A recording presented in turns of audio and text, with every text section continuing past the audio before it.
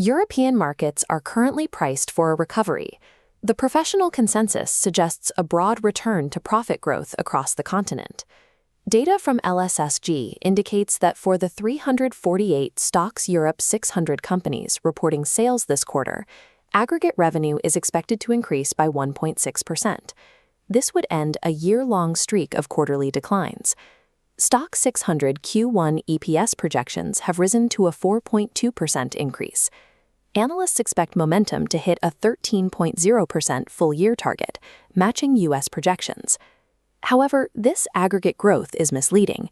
It obscures a market where most sectors are contracting, supported only by a few outsized performers. Index returns are hyper-concentrated. While the headline number rises, beneath the surface, European industry and consumer sectors are facing a significant downturn. Consensus models are currently overlooking the friction caused by the Middle East conflict, specifically the impact of Brent crude remaining above $100 per barrel.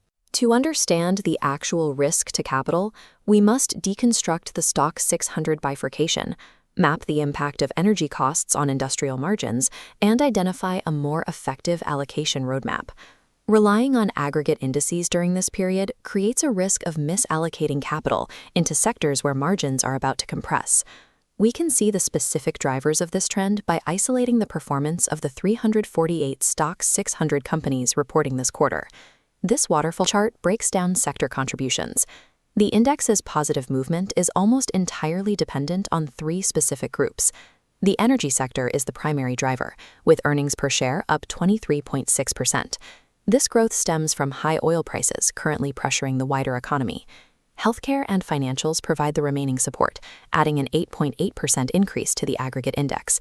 Outside of those specific areas, the index is being dragged down by a broad decline in industrial and consumer-facing firms. Real estate earnings are down 13.6%, and the utility sector has seen a 12.2% drop. Consumer non-cyclicals are also struggling, reporting a 12.9% drop in sales as persistent inflation reduces household purchasing power across Europe. This exposure is more critical in Europe than in the United States. The S&P 500 contains a massive information technology weighting that absorbs shocks to the industrial base. Europe's IT sector is comparatively small. It lacks the market cap necessary to insulate the broader STOXX 600 from weakness in manufacturing and retail. Because Europe lacks this tech-driven cushion, the overall index remains at the mercy of its contracting consumer and industrial sectors.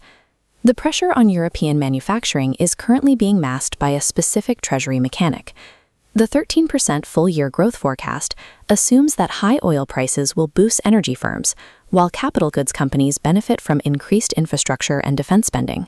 However, European heavy industry is now facing a structural margin penalty resulting from the conflict in the Middle East, the Hormuz Tax.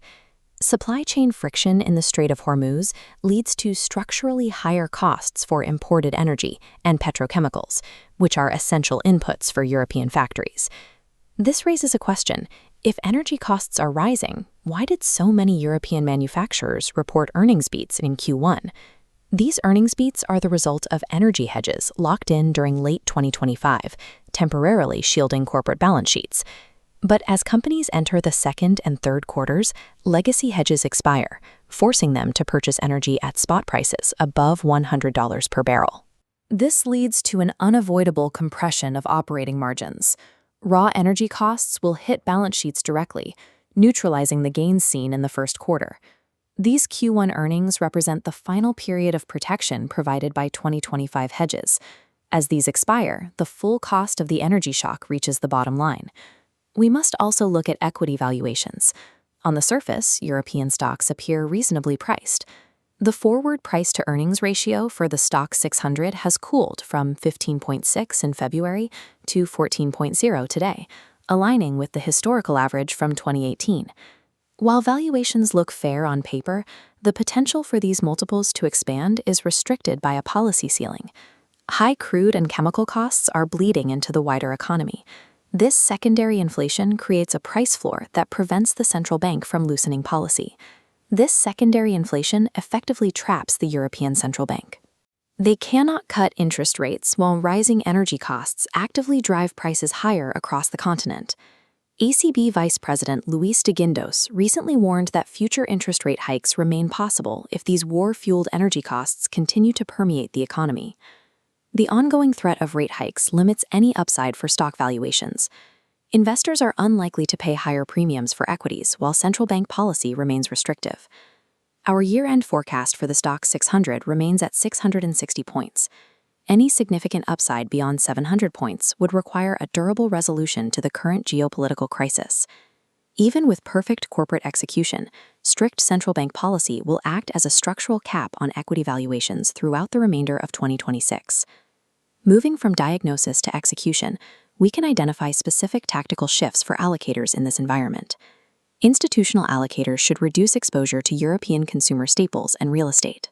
These sectors are highly sensitive to both rising interest rates and the decline in household purchasing power.